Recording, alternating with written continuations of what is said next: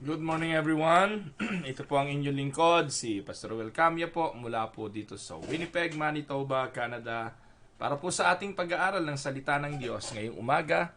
Welcome po sa Tinig ng Pag-asa. Bakit po kaya ang aking camera ay malabo? Magandang araw po sa inyong lahat, mga minamahal na mga kapatid. Ang kapayapaan nawa ng Diyos ang maranasan ng bawat isa sa atin, hindi lamang ngayon kung hindi sa bawat panahon ng ating buhay. Samahan po ninyo ako sa talatang ating pagbubulayan. Matatagpuan po ito sa aklat po ng 1 Peter chapter 3 verses 8 hanggang 12. Ganito po ang sinasabi. Finally, all of you, be like-minded, be sympathetic, love one another, be compassionate and humble.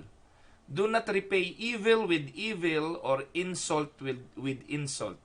On the contrary, repay evil with blessing, because to this you were called so that you may inherit a blessing. For whoever would love life and see good days must keep their tongue from evil and their lips from deceitful speech. They must turn from evil and do good. They must seek peace and pursue it. For the eyes of the Lord are on the righteous, and His ears are attentive to their prayer. But the face of the Lord is against those who do evil. Pagpalain naman ng Panginoon ang pagkabasang ito ng kanyang banal na salita na sa umaga pong ito'y ating pagbubulayan. Mga minamahal na mga kapatid, ang pag-aaral po natin ngayong umaga ay pinamagatan ko pong Pursue Peace. Ito po'y hango sa talata po na ating binasa na iniuutos po ng alagad ng apostol na si Pedro na ito ang ating hanapin. Ito ay ating habulin. Sa panahon ho ngayon, talaga naman hong punong-puno ng kaguluhan, punong-puno ng mga alalahanin, napakadali po ang mawala ng kapayapaan. At kung saan hahanapin ito, talaga pong minsan hindi natin malaman. Pero alam niyo po ba mga kapatid, peace must start from within. Ang kapayapaan ng ating mga puso ay dapat po nating hanapin at dapat po itong taglayin ng mga mananampalataya sa ating Panginoong Hesukristo. Alam niyo po, kailanman ang Biblia ay hindi nangako na everything will be okay. Hindi po nangako ang Biblia na ang ating journey through life will always be peaceful. Ang sinasabi po ng Biblia, in this world you will have tribulation. But be of good cheer, take courage, I have overcome the world. Ito po ang sabi ng Panginoon. So, given na po iyon na talagang hanggat nandito po tayo sa sanlibutan, ay makakaranas po tayo ng mga karanasan na minsan ay nakakapag-alis ng ating kapayapaan. Minsan po darating ang balita na mga malulungkot na hindi natin inaasahan na magtatanggal sa atin ng kapayapaan at magbibigay ng kalungkutan at kabagabagan. Peace is the desire of all right-thinking people. Take note of that. Lahat ng taong matino ang pag-iisip, ang laging hinahanap ay kapayapaan. We want serenity. We want a world without war, a life without chaos, a life of peace. Sabi nga sa panahon daw ng digmaan, no word has more meaning than the word peace. At kung ikaw po'y sundalo na ipapadala ka sa digmaan, na alam mo naman na kaya ka naan doon ay para makipaglaban, makipagdigma, siguro po pangunahin sa buhay mo ay ang magkaroon ng truce o magkaroon ng kasunduan ng mga bansa para matigil na ang patayan at ang digmaan. So, sa banal na kasulatan po, mababasa natin na talagang pangunahin sa buhay ng mga tao roon ang pag-desire o ang kagustuhan ng kapayapaan. In fact, sinusulat marahil ito ni Pedro during the time na sila ay nasa ilalim ng pamamahala at kapangyarihan ng Roman Empire. At kapag ang isang bansa ay nasasakop, katulad po yan ng panahon ng Hapon sa atin sa Pilipinas, yung pong mga matatanda kapag nagkukwento sila, kapag nakakita sila ng Hapon, hindi nila malaman kung saan sila pupunta. Nakakatakot po yung sitwasyon na yon sapagkat hindi mo alam kung ano iniisip ng iyong mga kalaban. Kaya po sa ganong sitwasyon, wala ka pong nanasain sa iyong puso kung hindi sana magkaroon na ng kapayapaan. Mga kapatid, ang title po natin, Pursue Peace. Ito po ang sinasabi ng Romans chapter 14 verse 19. Ang sabi po, let us therefore make every effort to do what leads to peace and to mutual edification. Gawin daw natin ang lahat ng paraan, lahat ng magagawa natin para makapamuhay ng may kapayapaan at ng pakikipagkasundo. Sa New Testament ay mababasa po natin na ginamit po yung katagang peace as ang ibig sabihin ay cessation of war or strife. O yung pagtigil, cessation meaning pagtigil ng digmaan at ng kaguluhan. At alam niyo po, every time sa Biblia na kapag tumitigil po yung digmaan, nagkakaroon po ng kapayapaan, at kapag nagkaroon ng kapayapaan, nagkakaroon ng pag-unlad ang mga bansa. Pero every time na pumapasok po ang bawat bansa sa digmaan, pareho po silang nalulugi. Yung nananalo at yung natatalo, pareho po silang nagkakaroon ng setbacks, at ito po ay nagdudulot muna ng matinding kahirapan. Mahirap silang makabangon. So ganito rin po sa ating mga buhay. Ito po, kapag tayo'y nakikipagdigmaan, meron tayong kaaway, meron tayong hindi kasundo, aminin man natin o hindi, ito po, naaapektuhan po tayo nito. Ang ating mga buhay ay napupuno ng kalungkutan at madalas ay nandun yung desire na mag-retaliate, gumanti, at gumawa ng masama sa mga tao na nakagawa rin sa atin ng masama. Pinapaalalahanan po tayo ng Biblia na we need to seek peace and pursue it. Ayon po sa ating binasa, pursue peace with all people, Hebrews chapter 12 verse 14, and live peaceably with all men, Romans chapter 12 verse 18. So we need to have harmony between individuals. Ito pong ibig sabihin po ng kapayapaan sa banal na kasulatan sa New Testament. Binibigyan din po ng kahulugan ng Biblia ang kapayapaan bilang safety or security. Kagaya po ng mababasa natin sa 1 Thessalonians 5:3 at Luke chapter 11 verse 21. Ang bansa sa panahon ng digmaan ay nasa matinding kaguluhan at matinding kapighatian. Pero sa panahon ng kapayapaan, merong safety, merong security. Hindi po ba? Alam nyo, wala naman po akong nakitang revolusyon sa Pilipinas kung hindi ang revolusyon ng EDSA. Po. Yung pong EDSA revolution hindi naman po dumanak masyado ang dugo doon at wala naman po masyadong nagkamatay doon. Pero yung mga matatanda sa atin na dumanas ng digmaan laban sa Hapon, laban sa Kastila, laban sa Amerikano, ay kapag nagkukwento po sila, makikita nyo po sa kanilang mga mata na ayaw na nilang balikan ang mga bagay na yan. Makikita nyo ang matinding takot, makikita nyo po ang matinding paghihinagpis na dulot ng digmaan. Kaya po marahil napakahalagang binibigyan ng emphasis ng Biblia to pursue peace and to seek peace with all men. Ano po?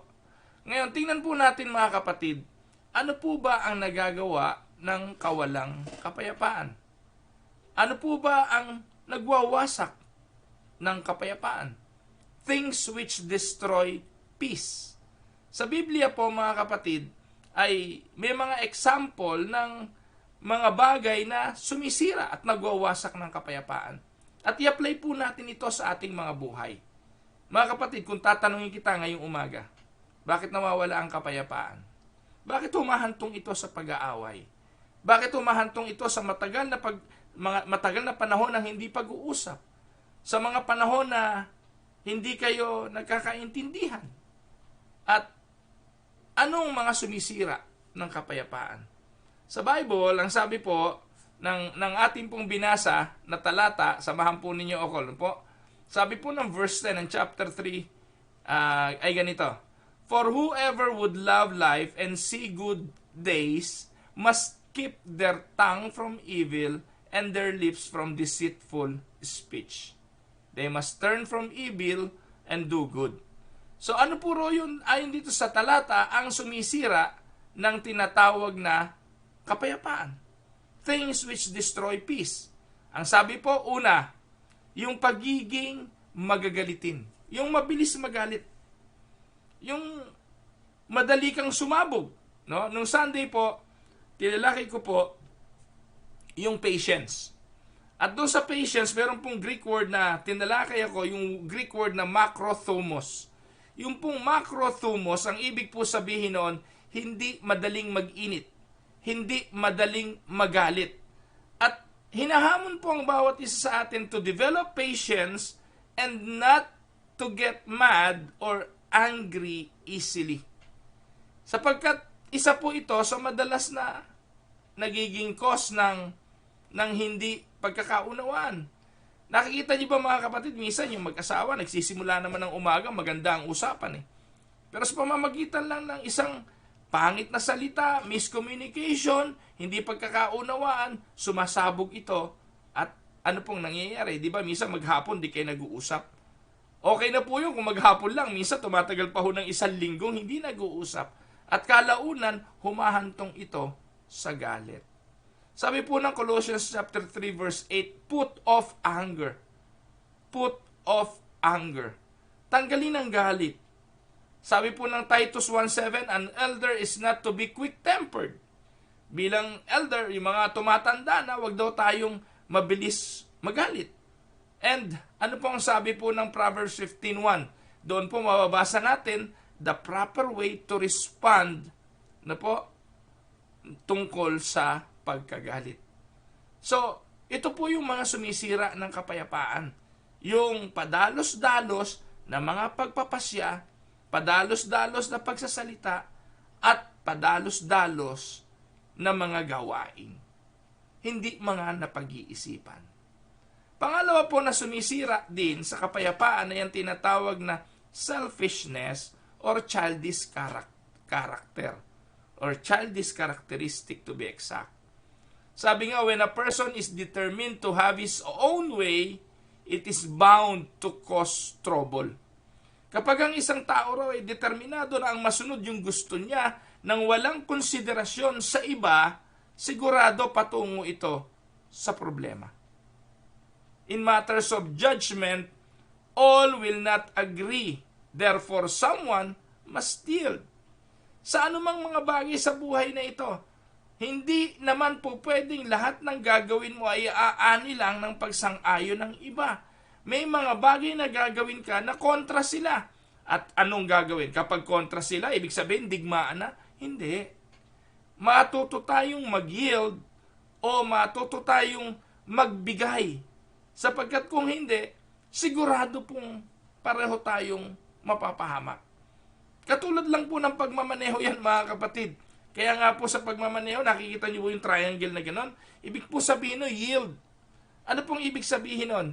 Kapag ikaw ang padating at ipinagpilitan mong ipasok ang sasakyan mo doon sa mga ongoing traffic, sigurado wasak ka. Kasalanan mo yon. Kasi ikaw ang may yield. So sa buhay din po natin, importanteng pairali natin na laging meron tayong yield. Ano pong ibig sabihin nun? Tumigil ka muna, i-check mo muna ang kaliwa at ang kanan, tingnan mo kung libre, saka katutuloy. Ganon din sa pangangatwiran. Ganon din sa mga bagay na ipinipilit natin sa ating mga buhay. Hindi natin pwedeng ipilit kapag mali tayo. Pero most of the time, ito yung pinagmumulan ng conflict, nakakawala ng kapayapaan sa buhay, sa ating pamilya, sa ating sambahayan, sa trabaho, o kahit saan. When you let your emotion control you and you didn't yield to what other people's opinions. So, yun po ang sinasabi po. Isa po sa nakakasira ng kapayapaan ay ang selfishness. Gusto natin tayo una. Tayo ang masusunod. Minsan nga po, biyaya na, nawawala pa eh. Dahil po sa pag-aagawan. Minsan nga po, biyaya na sa halip na maging pagpapala, ay pinag-aaway-awayan. Yung mga mana, no? Alam nyo, mga kapatid, yung mana, yung konting pera, yung kung, nako po, napakahirap. No?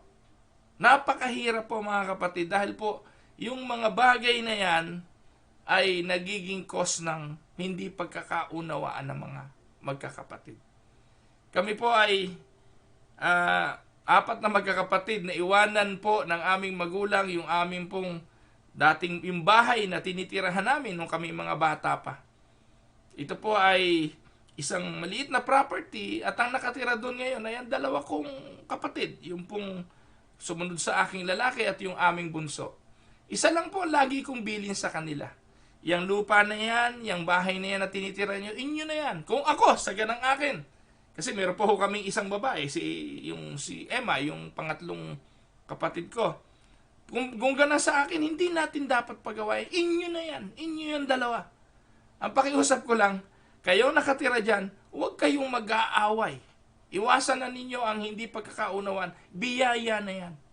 Kasi minsan, mga kapatid, nakikita natin sa iba, kapirasong lupa, no? Nilalaban ng patayan. At ang dahilan nito ay selfishness, or childish characteristic. Pangatlo pa hong dahilan kung bakit nawawala yung kapayapaan ay yung tinatawag na desire for preeminence. Ano bang ibig sabihin nun? Yung gusto laging siyang sikat. Ipinaglalaban niya yung kanyang karapatan, gusto niya siya ang bida. Meron po nito sa Bible, yung sa 3 John, mababasa niyo po yun. Yung 3 John po ay isang page lang yun sa Bible.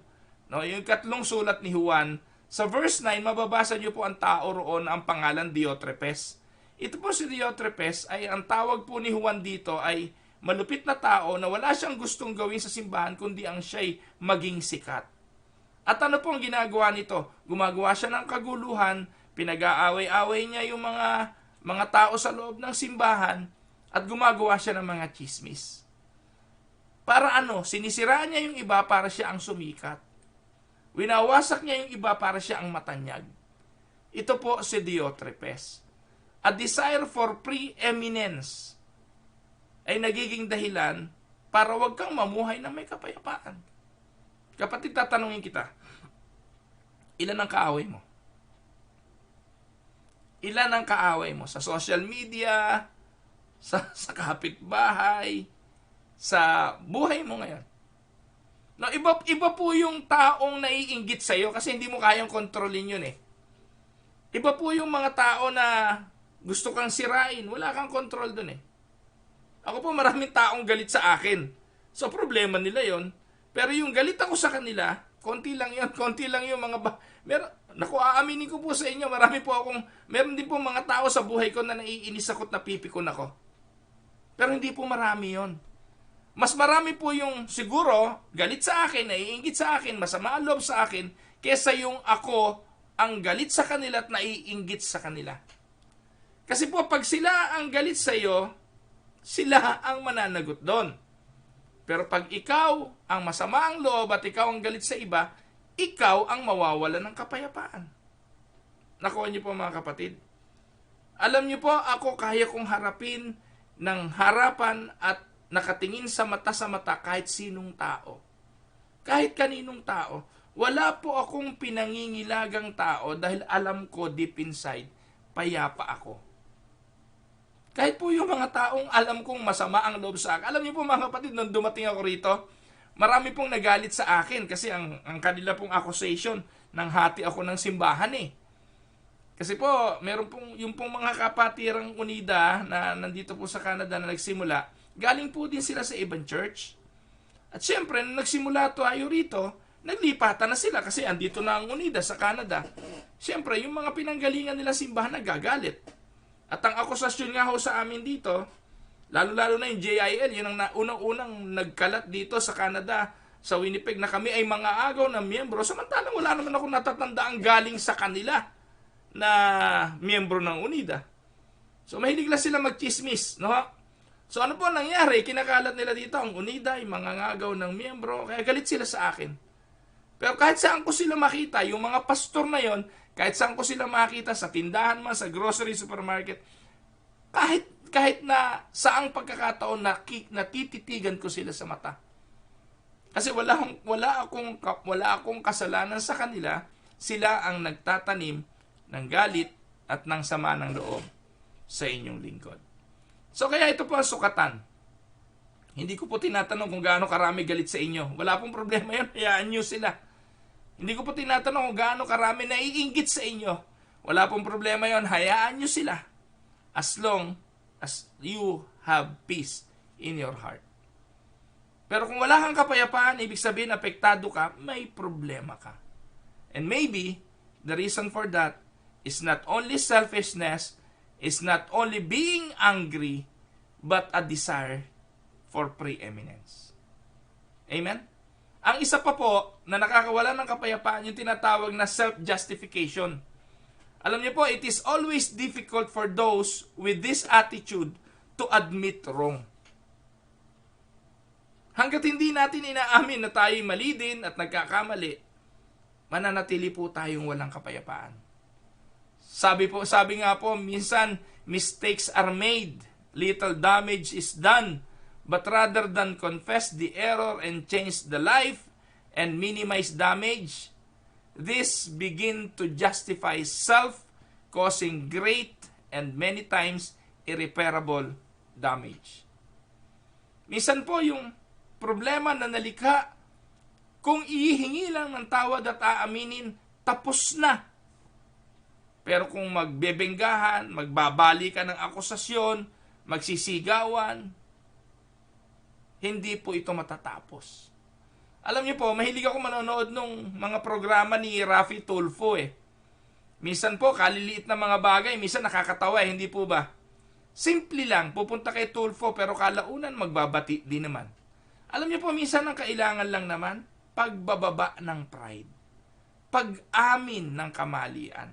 Madaling solusyonan ang digmaan kung meron lang bansa, meron lang tao, meron lang persona na aamin na siya ang mali. Pero most of the time, bakit napakahirap lunukin ang pride para umamin ng kamalian? Mas gugustuhin pang gera na habang buhay. Huwag na tayong magbati habang buhay. Huwag na tayong magkasundo habang buhay kesa makipagpatawaran. Alam niyo kapatid, sasabihin ko sa iyo, liliit ang mundo mo. No? Meron po akong kilalang tao rito sa Winnipeg, naikot na lahat ng simbahan eh. Napuntahan na lahat ng simbahan. At lahat ng simbahang napuntahan, inaway ang pastor. Ngayon, hindi ko alam. Andun na naman ngayon. Meron na naman simbahan. Nakita ko sa Facebook. Meron na naman bagong simbahan. Andalangin ko po sa taong ganito, sana naman pumaya pa ang inyong puso. Pumirmi na kayo. Kung babalik ka sa simbahan ko to, papaalalahanan ko na ko kapatid. Baka naman lumipat ka na uli sa iba, maghahasi ka na naman ng kaguluhan. Kasi po yung mga tao na hindi marunong umamin ng pagkakamali, mga self-righteous, at sa pakiramdam nila, sila ang nasaktan at dapat lagi silang unawain. Naku po mga kapatid, napakahirap niyong intindihin. No? Self-justification. Mga taong lagi na lang silang tama at sila ang matuwid. Nakakawala po ng kapayapaan yan, mga kapatid. Po. So, ano naman yung mga bagay na nagwawasak ng peace, nagtatanggal ng kapayapaan sa ating mga puso. Ngayon, ano naman yung nagpo-promote? So, mas magandang aralin natin to kaysa doon sa mga nag-aalis, hindi po ba? Hanapin po natin yung mga bagay na nagpo-promote ng peace at ito ang ating habulin. Kasi po ang ating pag-aaral ngayon, pursue peace. Ano ang nagbibigay ng kapayapaan? Una, a genuine love for the Lord and a genuine love for His church. We need the same love towards the church that Jesus had. Ang pagmamahal sa Diyos nagpo-promote ng kapayapaan. At ang pagmamahal sa Kanyang simbahan nagpo-promote ng kapayapaan. Amen? So, ibigin nyo ang Diyos. Ang sabi po ng banal na kasulatan, put self on the background and put the Lord in the forefront. No? Keep the welfare of the Lord's church in mind. Hanapin natin lagi ang kapayapaan sa mga tao sa pamamagitan ng paghanap ng kanilang kapakinabangan. Most of the time, ang hinahanap natin yung ating pakinabang, po. Pero unahin po nating hanapin ang pakinabang ng iba. No? Since the church is the pillar and ground of truth, we ought not to retard its work by thinking of ourselves first and foremost. Dahil ang Diyos, ang kanyang simbahan, ang dapat pangunahin sa ating buhay, una muna nating hanapin ang mga bagay na mabuti at mga bagay na dapat ipagkaloob sa simbahan sa Diyos bago ang ating mga sarili. Di po ba yun ang sinasabi ng Biblia? Hanapin muna natin ang kanyang kalooban at ang lahat ng bagay ay idadagdag niya sa atin. Ano po? Kailangan po natin ng genuine love. Not just, love from the word or love from the lips. We need a genuine love for the Lord and for His people. Po, kailangan po natin yon. Pangalawa, kailangan natin ng sincere interest in the soul of others. When discord prevails, we are not only hindered in the work of leading lost soul to Christ, but we cause others to become discouraged and quit. Kaya, kailangan po natin ng not only love for the Lord and His church, but a sincere interest in the souls of others. Ito po ang trabaho ni Diotrepes, yung taong binabanggit kanina sa 3 John. Sa halip na yung mga taong nasa labas ay pumasok sa loob ng simbahan, itong si Diotrepes nagtataboy pa sa mga tao palabas. Wala siyang interest sa kaluluwa ng mga tao. Mga kapatid, kung gusto mo ng kapayapaan, magkaroon ka ng interest sa kaluluwa ng iba. Now, our responsibility is to each other. We have responsibility for the lost soul. Amen? Yan. So, kailangan po yan para magkaroon tayo ng kapayapaan. It will pursue and promote peace. Pangatlo, retaliation is forbidden. Ang pagganti ng masama sa masama ay ipinagbabawal. No? Kailangan daw pong ibigay lang natin. We must leave that up to the Lord. If we are mistreated, na po, sabi nga, often when we are slighted or mistreated, we are ready to get revenge. Ang hinahanap agad natin, paano tayo gaganti? Humahanap tayo ng pagkakataon para makabawi. Pero ang sabi ng Bible, we must leave that up to the Lord. Vengeance is mine, saith the Lord. So yung pagganti, no, igawad nyo na lang ang kapatawaran. At aminin man natin o hindi, mga kapatid, makakapamuhay tayo ng payapa kung tayo po'y magpapatawad at magpaparaya. Dito po sa Canada, mga kapatid, yung mga magkakapitbahay dito, hindi nagkikita-kita. Minsan po taon yung kapitbahay ko hindi ko nakikita Bakit po? Kasi po ang buhay nga rito, hindi katulad sa Pilipinas, pwede ka mangapit bahay. Yung kakatok, pare, kumare, pwede po. Dito hindi. Alam niyo po yung mga kapitbahay namin dito, kapitbahay ko po, Filipino. Tropang Anabo rin po ito. Pero minsan nakakalipas minsan 4 na buwan, di kami nagkikita. Kasi nga po, ang buhay dito, paglabas, diretso sa trabaho, pagbalik, uwi, gawaing bahay, hindi po nagkikita. Hindi po kagaya sa Pilipinas na kapitbahay mo, nakikita mo na ng madalas. So, ibig po sabihin, kaya ako po kinukwento ito, dito po, kung hindi mo gagawing intentional na kumonek sa tao, hindi ka makakakonek. Kung hindi mo intentional na gustong makipagkaibigan dito sa Canada, hindi mo magagawa. Kaya po ang ginagawa ko, mga kapatid, dito, kapag nakakahuli ng isda sa ilog, po, inaalok ko yung kapitbahay ko, do you want some fish? Yung kahit yung mga puti, kumakain po sila nun. Bigay po ako sa kanila ng isda to befriend. Pero alam niyo po, meron ako isang kapitbahay, masama ugali. No. Kukwento ko sa inyo kasi hindi niyo naman kilala. Isang araw, may isang ibon gumawa ng pugad sa amin pong deck. At ito pong ibon na ito ay tuwan-tuwa kami. Yun po yung kasagsagan ng aking pong may bahay ay may cancer. So natutuwa po itong misis ko na every morning, paglabas namin doon sa aming deck, makikita namin yung nanay na ibon gumagawa ng pugad. Ang sabi po ni Dang, nakakatuwa naman, ang lapit-lapit namin, ano po, halos maabot mo po payapang-payapa yung ibon. Payapang-payapa siya na gumawa siya ng pugad doon mismo sa deck namin. Oh. So, ganun po yung katiwala ng ibon sa amin. So, ginagawa ko po, binibidyo ko pa nga minsan, araw-araw. Pala nakikita yun ng kapitbahay ko. Nakikita ng kapitbahay ko yung ibon na yun. At ano rin yun yung kapitbahay ko, mahilig din siya sa mga ibon, yung mga ganun. At kung mahilig siya magpapakain ng mga ibon, kaya siguro natutuwa rin siya sa amin kasi pinayagan namin. Kasi pwede namin tanggalin yun. Nakakasira po yun ng nakakasira po yun ng deck, no? Tapos yung balahibo ng mga ibon, tsaka yung ginagawa niya mga pugad, masama po yun sa pag nasisinghot mo. Pero si Dang, sabi niya, wag mong tatanggalin yan. Nung ginagawa pa lang, kalat ho talaga ang ibon na to. Kapag nagsisimula pa lang gumawa ng pugad, kumakalat na po. So, winawalisan ko po yun, winawalis ko, pero sabi ni Dang, wag mong tatanggalin dahil ang ganda nga hong tingnan na yung nature ay ang lapit-lapit. Isang araw, nakita namin, may sumisiyap na. Meron ng sisiw, di lalo kami na-excite. Sabi ko, nakakatuwa naman ka ako, meron ng sisiw. Siguro ka ako, makikita natin yan, pag yung malaki na, lalabas na yung ulo ng mga maliliit na ibon, no? Until isang umaga. Gabi pa lang nakakita na si Dang ng isang pusa na malaki na tumutulay sa pader ng kapitbahay namin. Hindi ho namin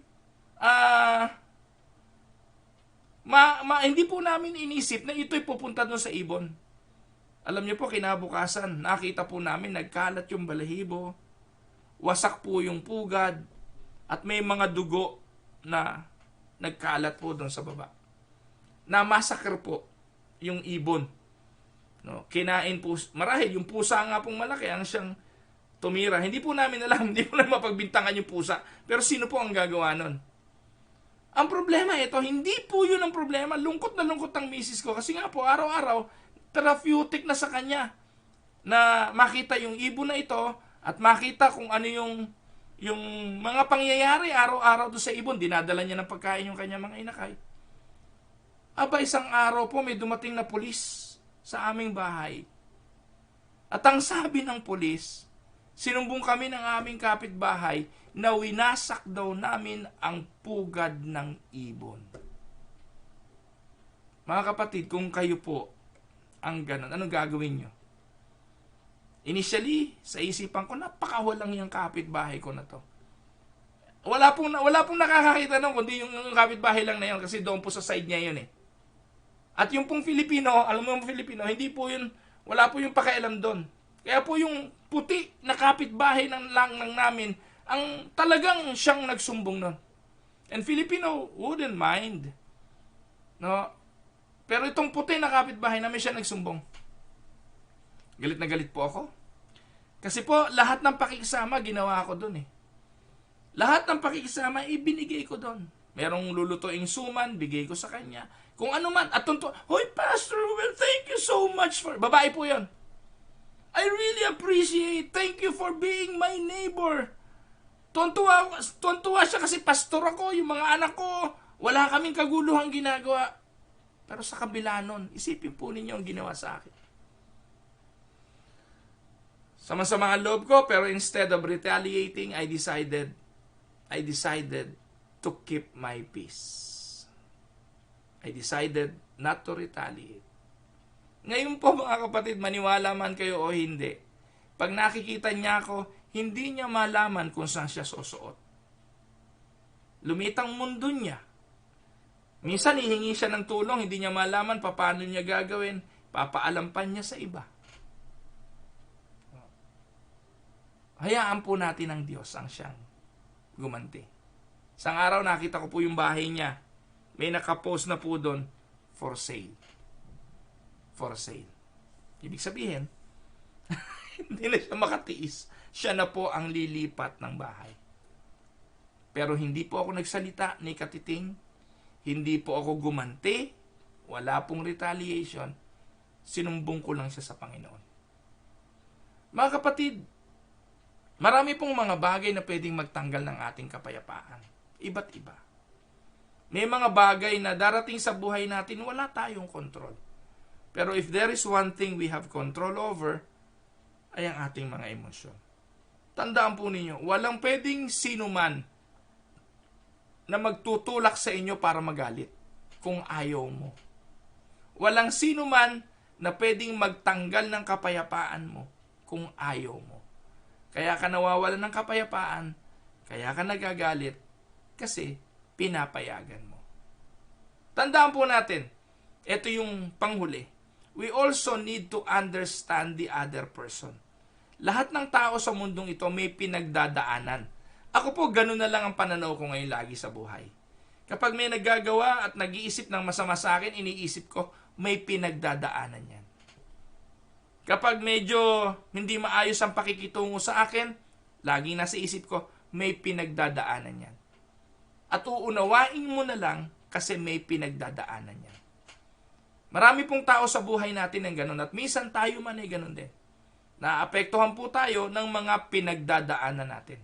Pero gusto ko pong sabihin sa inyo, let the golden rule apply. Golden rule must be applied by Christian in their treatment of each other. Gawin mo sa iba ang mga bagay na gusto mong gawin ng iba para sa iyo. Always remember, as I have to put up with him, he has to put up with me. No, it is a sad day, minsan, na ang mga magkakapatid ay naghihiwalay in a matter of faith. Pero mas malungkot kung ang mga magkakapatid maghihiwalay not in a matter of faith, but in some petty grievance or personality clash. Minsan po malungkot na dahil lamang sa konting pera, konting puhunan o konting utang, ay magkakahiwa-hiwalay ang magkakapatid. Sana po, kung magagawang pag-usapan, magagawang manatiling payapa sa isa't isa, gawin na lang natin sa halip na humantong tayo sa hindi pag-uusap at sa kawalan ng kapayapaan. Pagpalain po kayo ng Panginoon, mga kapatid. I hope ang pag-aaral natin ngayong araw ay nakatulong sa bawat isa na i-check ang ating mga sarili. Ang ating pong mga sarili. Huwag po nating i-check ang iba. Ang i-check po natin ay ang ating mga buhay. Ang ating mga damdamin. Ang ating mga puso. Am I pursuing peace? Am I at peace right now? So purihin po ang Panginoon, mga kapatid. Nais ko pong ipaabot ang amin pong pakikiramay sa sambahayan po ni Ate Laila Lontok sa pagpanaw po ng kanyang nanay, si Nanay Elisa Gonzales. Dalangin po namin ang kapayapaan nawa ng Diyos ang maranasan ng buong sambahayan at aliwin nawa ng Diyos ang kapatid na Laila. Kasi po, alam ko, napakahirap umuwi ngayon sa Pilipinas. Si kapatid na Laila po ay nandito sa Winnipeg. At I don't know kung ano ang plano niya, pero Atilay, kasama ka po sa aming dalangin at ang iyong buong sambahayan. Mga kapatid, dumalangin po tayo at lumapit po tayo sa ating Panginoon. Ama naming Diyos na makapangyarihan sa lahat, narinig mo po, Panginoon, ang mga pagdaing ng aming mga puso ngayon. May iba't ibang panalangin ang aking mga kapatid. Sa umagang ito, pinapaabot po namin at ipinapaalam sa iyo ang lahat. Alam po namin na wala namang nalilingid sa iyo, Panginoon. Alam po namin na ikaw ang siyang pinagmumulan ng lahat ng mga kaganapan sa buhay namin. Maraming salamat, Ama. At akin pong isinasamo ng mga kapatid kong kasama ngayon sa pag-aaral na ito at sa pananalangin, anuman ang mga laman ng puso nila, mga kahilingan ng kanilang mga puso na hindi labag sa iyong kalooban, Panginoon, ipagkaloob mo po ito. Lalo na po ang dalangin para sa mga may karamdaman. Ikaw po ang may hawak ng buhay, sa iyong mga kamay ay amin po itong iniaasa. Samahan mo po kami, Panginoon, sa lahat ng laban namin sa buhay. Alam po namin na mapagtatagumpayan namin ito, hindi sa aming kalakasan, kung hindi sa lakas na nanggagaling sa iyo. Sa iyo po, Ama, ang lahat ng papuri, lahat ng pasasalamat, sa pangalan ni Jesus, ito po ang aming dalangin. Amen and amen. Magandang araw po, Ate Telly Hernandez. Pagpalain po kayo ng Panginoon. Kayo po ni Kuya Chirit at ang inyong sambahayan. Kay Kumaring Ami Santos, magandang araw sa iyo. Ganon din po kay Ate Evangeline Aliliran, kay Ate Nelia Ramos, kay Kuya Rodante Kerubin, kay kapatid na Vanji Magnaye, kay kapatid na Debbie, Papus Debbie, kapatid na Debbie Bernabe. Sama po natin siya sa prayer kasi po ngayon po yung second cycle ng kanyang chemo. Nawa po everything will be okay with her. Ganon din po si Ate Esther Bautista, sama rin po natin sa prayer. Yung pong anak ni Kay Almasar, sana po ay nalalapit na po yung kanyang heart operation. Sama rin po natin sa prayer. So Ate Agi Victa, magandang araw po. Ate Ellen Gonzales, kay Ate Vicky and kay Kuya Efren de Guzman, pagpalain po kayo ng Panginoon, Ma'am Vicky. Ganon din po kay Ate Maluz Pasco, kay Kuya Larry Montillano, kay Ate Tete Silla, magandang araw po sa inyo. Ate Evelyn Cameros, Ate Nelia Fernandez, at kay Kuya Rene, pagpalain po kayo ng Panginoon mga kapatid. Kay Ate Nene Enriquez, kay Ate Dolor, kay Ate Cora Dolor rather, at kay kapatid na Dave Cabrera, kay Ate Nel Caldo. Ate Nel, magandang araw sa inyo dyan. Pagpalain kayo ng Panginoon. Kay Nanay Belen Olaes, nakakalakad na po ang Nanay Oleng. Malakas na po siya sa biyaya ng ating Diyos. Yan, salamat po si Nanay Oleng Purifikasyon. Si Nanay Juaneng Purifikasyon, isama rin po natin sa prayer ang kanyang complete recovery. Ganon din po, magandang araw kay Agnes Causaren, kay kapatid na Lani Tulagan, kay kapatid na Joy Reyes, kay kapatid na Mariby Frias, kay Ate Miriam Galvan, kay Kuya Larry Montillano, kay Ate Mirna Sinfuente, pagpalain po kayo ng Panginoon, kay Kuya Nestor, at ganoon din kay Ai. Kay Ate Alice Purifikasyon, no? Maraming purifikasyon tayong pinagpe-pray ngayon. Ate Alice Purifikasyon, nawa po ay complete recovery ang inyong maranasan. Kay Nanay Yolanda Kerubin, magandang araw po sa inyo. Kay Kuya Dol Paredes, kay Ate Elvie Paredes, pagpalain po kayo ng Panginoon.